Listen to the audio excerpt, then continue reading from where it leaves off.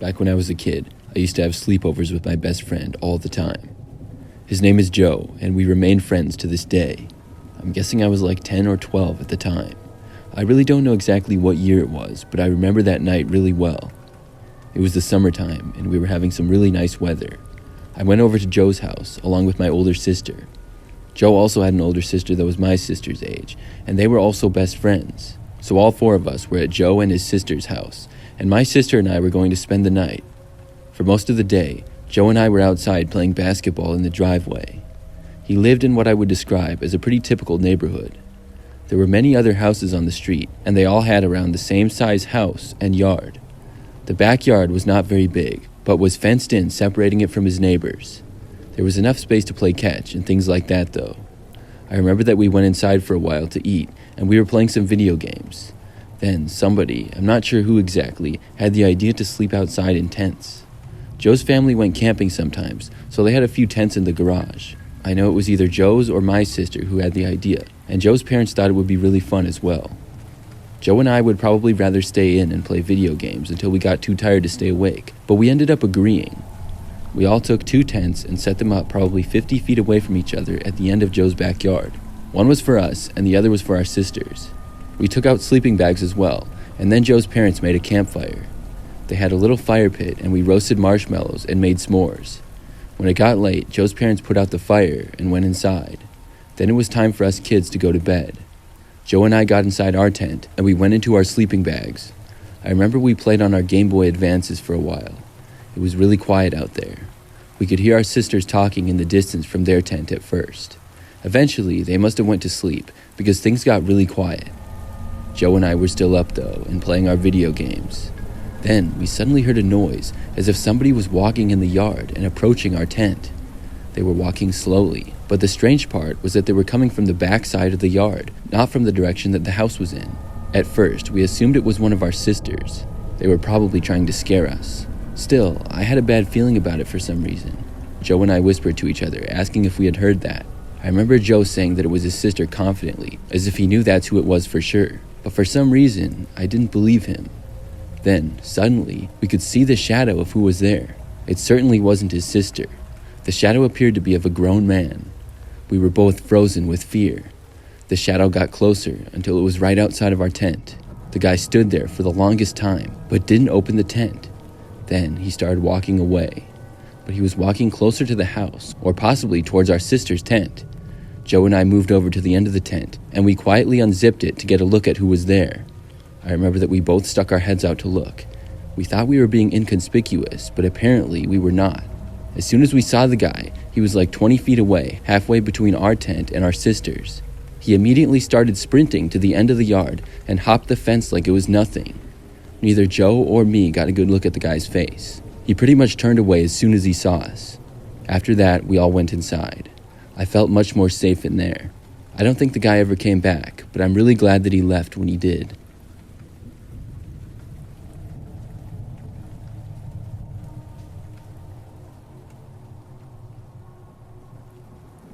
I remember when I was 8 years old, I got invited to a birthday slumber party.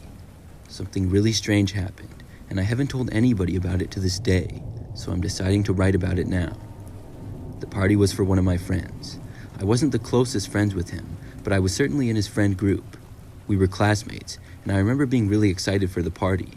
It was the first time I would be staying overnight at anybody's house other than my best friend. The party was on a Friday to a Saturday. After school, I went home and then got ready. The party started at 5 p.m. at my friend's house. When I got there, there were a few of their kids there already, and I knew most of them. A couple of people got there after me, and there was a total of 8 of us. My friend's brother and sister were also there, so it was a pretty large group. I remember that his parents took both of their cars. Half of us piled into one and half into the other. We went to a nearby Pizza Hut and got pizza and soda there. After that, we went back to my friend's house. That's when there was cake and presents and all that stuff. We were all going to be sleeping in the basement. I remember that the house was a split level, so when you walked in, there was a little area and then stairs going both up and down. The basement was a big open space, but had a few connecting rooms. When we all got down there, we had our own sleeping bags and we set them up all over the basement. I put mine near a wall, and I happened to be closest to the stairs. We all started playing video games down there, and I remember they had multiple TVs set up. They had a GameCube going, a Nintendo 64, and somebody even brought a PlayStation. It was a lot of fun, and it went late into the night. Finally, I'm not even sure what time it was, but if I had to guess, it was maybe 2 a.m.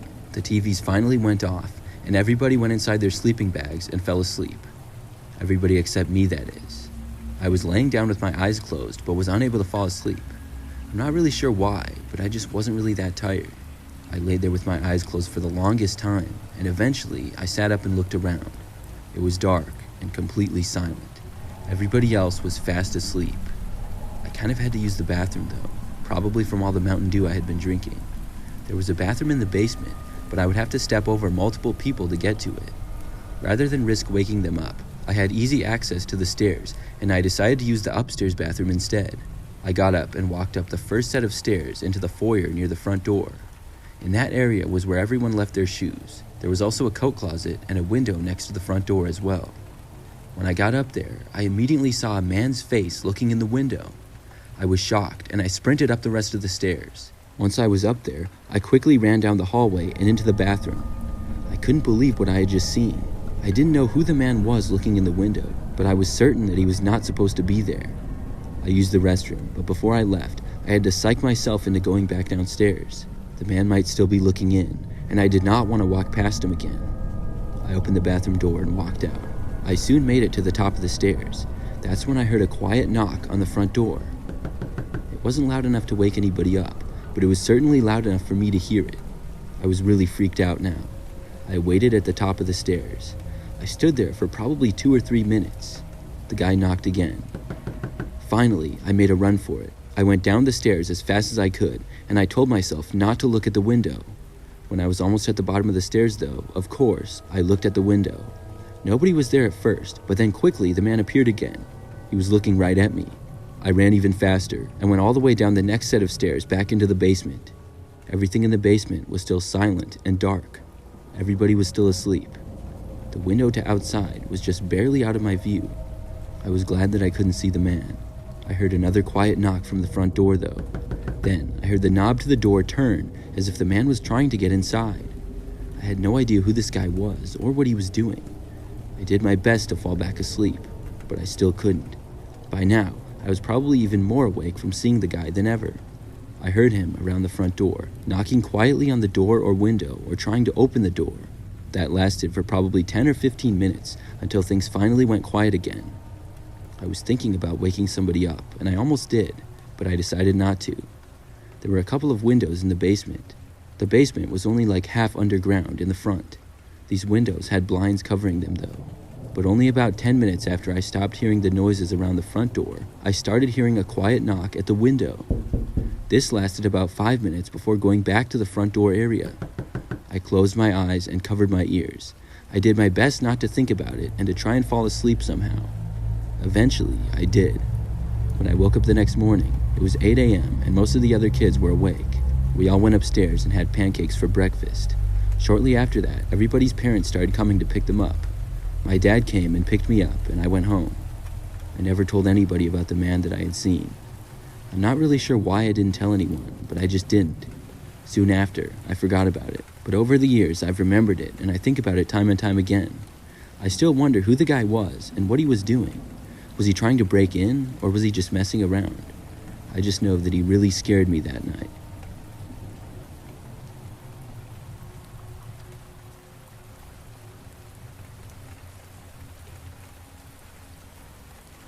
My scariest experience at a sleepover happened back when I was 12. I was sleeping over at my friend Jeffrey's house. This was a long time ago, but I still remember it well. I would stay over at Jeffrey's house all the time. We would usually play video games until we got tired and then go to sleep. The nice thing was that Jeffrey had a bunk bed, so I didn't have to bring a sleeping bag or anything. I would sleep on the bottom bunk, and he would always sleep on the top. I'm not really sure why he had a bunk bed, because he didn't have any siblings, but I think he just wanted one because he thought it was cool. Anyways, on this particular night, we were playing on Jeffrey's Xbox 360. There was this game called Banjo-Kazooie that we always liked to play back then, and I remember we played that game late into the night. We were having popcorn, and that's when I remember that Jeffrey said he thought he heard a noise. I hadn't heard anything though. He asked me if I had heard what he did, and I said no. He then paused the game, so I knew he was serious. We both listened. Then I did hear something. It was coming from outside, just past the bedroom window. There was a large bush, and it was moving.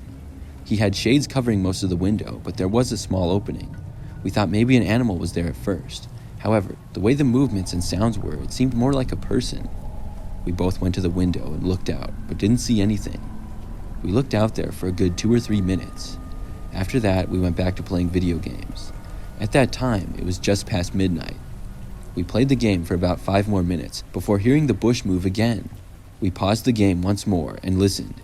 Then, we both saw somebody walk past the window. We saw it clearly through the maybe foot-tall gap in the blinds covering the window. Jeffrey got up and closed the blinds completely. He then said to me, "Did you see that?" I told him yes. We didn't get a good look at whoever the guy was at all. We couldn't see his face or anything like that. Still, we knew that somebody was there, and we knew that nobody was supposed to be there. Jeffrey's neighborhood was pretty typical. There was a decent amount of houses on his street, and the yards had a little bit of space. Stuff like this never happened though. I asked him what we should do. By this time, Jeffrey's parents had long gone to bed. All of the rest of the lights in the house were out, and it was completely quiet. Just a small lamp in the corner of Jeffrey's bedroom was the only light. Jeffrey then went over and turned it off. Now the only light was coming from the TV screen. We decided that we were going to be quiet and listen to see if the guy would come back. After a couple of minutes of nothing, we got up to investigate the rest of the house. We walked slowly and as quietly as we could. We went out into the hallway and down to the living room. Then we looked out the windows there. We still didn't see anything. Even into the kitchen, and looked out just about every window of the house. Of course, we couldn't see everywhere, but we didn't see the guy at all. But we felt better and thought that maybe whoever had been there had left. Then we quietly walked back up to Jeffrey's bedroom again. We decided that we would go back to playing our video games. But right as we unpaused the game, we heard the sound of glass breaking. It was coming from the complete opposite end of the house. Jeffrey got up and closed his door quickly.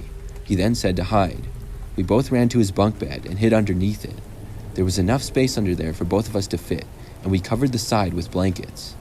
We first heard some noises in the house, but stopped hearing anything a short time later. The good news is that whoever was in the house was not walking closer to us. Still, we weren't sure what to do. We didn't have cell phones, and the nearest home phone was in Jeffrey's parents' bedroom. After hiding under the bed for a good 5 minutes, Jeffrey said he was going to make a run for it to wake his parents up. He told me to wait there and keep hiding. 2 of us going in there would cause more noise, he said. He quietly got up and went to the door. We knew that opening the door would be the toughest part, and when Jeffrey opened it, I was half expecting to see the man right there on the other side. But thankfully, he wasn't. We didn't see the man, and Jeffrey quickly snuck down the hall into his parents' bedroom, which was really close by. Unfortunately for me, Jeffrey didn't come back right away, and I had to wait in his bedroom by myself. I was scared out of my mind. If the door opened, I wouldn't know if it would be Jeffrey again or whoever else was in the house. I didn't really hear any noises though. I waited there, hidden under the bed, for probably 10 whole minutes. Then, the door suddenly opened. I didn't want to look. A few seconds later though, the covers moved right by my face. I looked, and it was Jeffrey. He told me that the police were now there. Then, I was able to get out from under the bed. I was surprised that I had heard nothing, but the police were in fact there. They were able to locate the man in the house, and he had actually gone down into the basement and was hiding in there. He broke in through the back kitchen window, which was pretty big. Looking back at that night, I'm really glad that Jeffrey and I had stayed up playing video games so late. If not, we probably wouldn't have heard the guy break in. I went to Jeffrey's house many times after that. We always talk about that from time to time, and I'm glad everyone is okay.